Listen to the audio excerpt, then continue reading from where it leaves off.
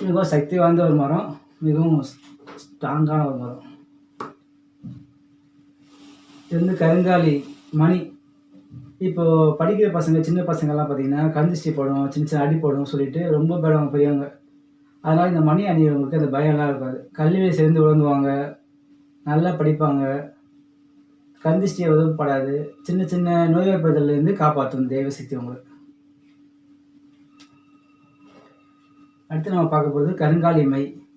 இது வந்து சின்ன சின்ன குழந்தைங்கலாம் இருக்காங்க பார்த்தீங்களா, அவங்க கண் திருஷ்டி அதிகமாக படும், அடிக்கடி நோய்வாய்ப்படுவாங்க அப்படின்ட்டு ரொம்ப பயப்படுவாங்க பெரியவங்க.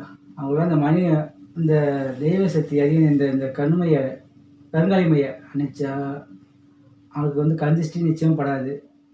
சரிங்களா? அது தவிர சில பேர் சொல்றாங்க, இது வந்து வசிய மை அப்படின்னு சொல்லுவாங்க. இது தெய்வ சக்தி நிறைந்த மை. இது வந்து நல்லதுக்கு மட்டும் தான் துணை போகும். சரிங்களா?